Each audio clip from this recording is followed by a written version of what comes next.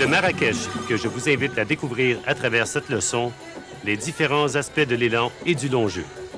Tourné dans le cadre enchanteur des terrains de la Palmeraie et d'Amelkis, deux magnifiques parcours dessinés respectivement par Robert Trent Jones Sr. et Cabell Robinson, elle vous permettra, je l'espère, de progresser rapidement et d'améliorer de nombreux aspects de votre jeu. N'hésitez pas à visionner cette leçon très souvent, accordez-vous du temps pour la pratique et surtout, soyez bien patient. Après tout, vous jouerez probablement au golf toute votre vie.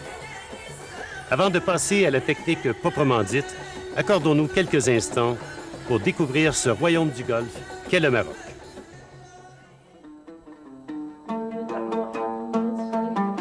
Avec plus de 20 terrains en activité, le Maroc se situe aujourd'hui parmi les grandes destinations golf de la planète. Si le nombre de parcours peut sembler modeste, c'est avant tout la qualité et la diversité de ces infrastructures qui lui confèrent cette notoriété. De Tanger à Agadir et de Fès à Casablanca, tous les terrains du royaume ont fait l'objet d'une recherche et d'un développement particuliers. Chaque parcours offre aujourd'hui un challenge qui lui est propre, à tel point que les plus grands professionnels de ces 30 dernières années sont venus se mesurer, entre autres, au parcours rouge du Dar es Salaam de Rabat, un par 73 de 5400 verges, souvent comparé aux difficiles terrains d'Augusta.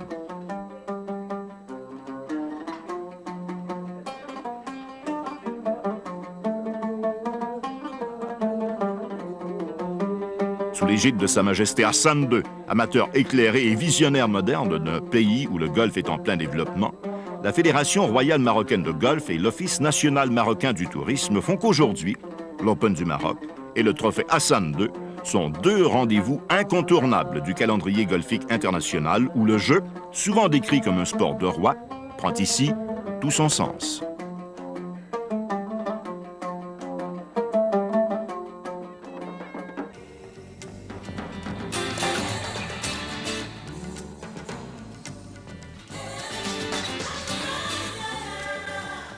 Avant même de s'attarder à la technique de l'élan comme tel, je crois qu'il serait très important de comprendre ce qu'est un élan complet. Donc, si on faisait une moyenne, par exemple, en ce qui a trait au mouvement arrière chez la majorité des golfeurs, on obtiendrait une position qui donne à peu près ceci. Donc, à partir de cette position, ce qu'on espère à la descente, c'est de créer une certaine accélération qui permet au bâton de prendre le maximum de vitesse lors de l'impact sur la balle et surtout de compléter le cercle et même de le dépasser. Tout ça sera rendu possible si les hanches et les épaules fonctionnent bien d'abord lors du mouvement arrière et surtout lors du mouvement de descente. Il faut toujours garder en mémoire qu'un élan de golf s'effectue sur un mouvement circulaire. Donc, si on l'effectuait dans une position relevée, on verrait très bien le mouvement circulaire qui est créé lors du mouvement arrière et également lors du retour. Donc maintenant, le cercle qui a été formé dans cette position sera maintenant dans une position un peu plus penchée.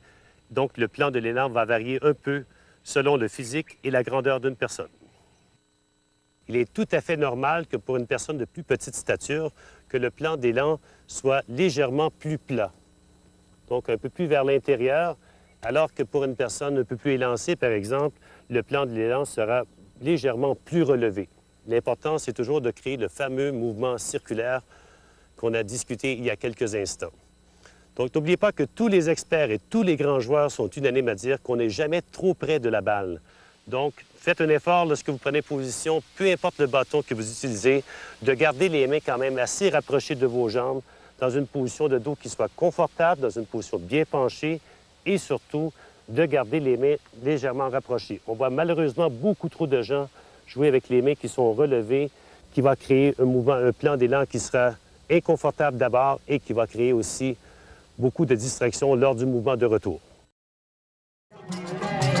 Panorama unique à Marrakech, le Palmeraie Golf Palace, un superbe hôtel 5 étoiles de luxe au pied du golfe de la Palmeraie.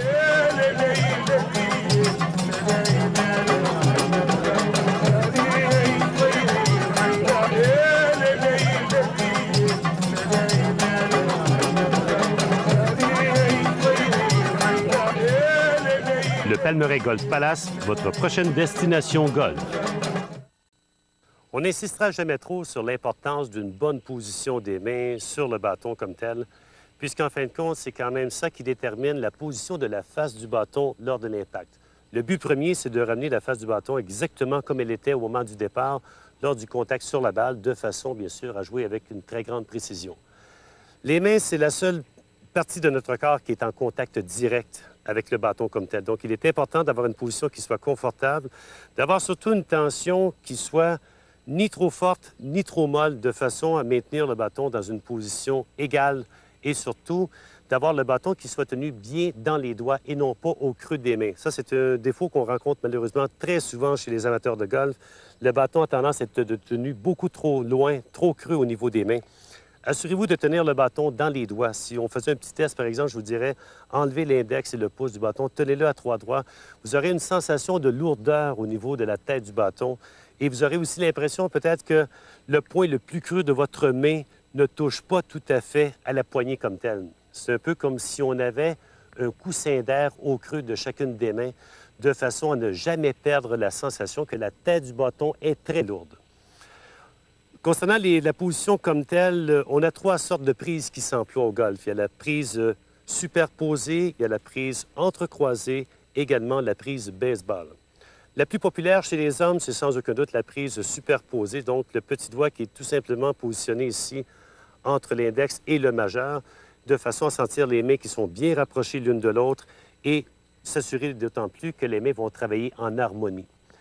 En ce qui a trait à la grippe entrecroisée, je vous dirais que c'est peut-être celle qui est plus employée au niveau des femmes, par exemple, ou les hommes qui ont des doigts peut-être un peu plus courts, également pour les juniors. Et en ce qui a trait à la grippe baseball, celle-là, elle n'est pas vraiment conseillée puisque les mains ont tendance à travailler un peu indépendamment l'une de l'autre. Quoique pour les enfants en très bas âge, c'est quand même la position idéale. Un peu plus tard, ils apprendront à prendre une position soit superposée ou entrecroisée et ils seront plus confortables à partir de là. Position des mains maintenant, pour les joueurs droitiers, la position idéale de votre pouce gauche devrait se retrouver à 1 heure sur un cadran si on tient compte que le dessus de la poignée est midi, par exemple. Donc, le pouce gauche se retrouve un peu vers l'intérieur et le pouce de votre main droite devrait se retrouver, lui, à 11 heures. Donc, les paumes de main qui se font face dans une position, encore une fois, qui soit confortable. Pour le joueur gaucher, c'est exactement le contraire. Donc, le pouce de votre main droite qui se retrouve légèrement vers l'intérieur, donc position 11 heures, et le pouce de votre main gauche qui se retrouve, lui, à 1 heure. Encore une fois, les mains sont très rapprochées l'une de l'autre, dans une position qui vous est très confortable, sans trop avoir de tension. Et si vous voulez justement faire un petit test à savoir si vos mains sont en bonne position, sans les déplacer, vous devriez être en mesure d'amener la tige du bâton parallèle au sol de façon à former un angle droit entre la tige elle-même et le bras dominant. Après tout, c'est exactement la position que vous devriez démontrer à la fin de votre mouvement arrière.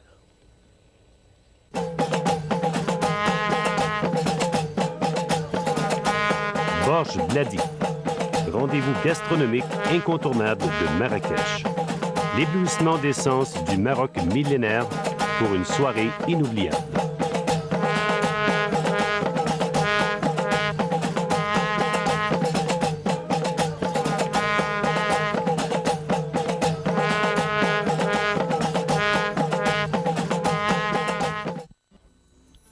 Rappelez-vous que pour obtenir un élan de golf simple et répétitif, il faut adopter une posture adéquate, détendue et en relation avec votre morphologie.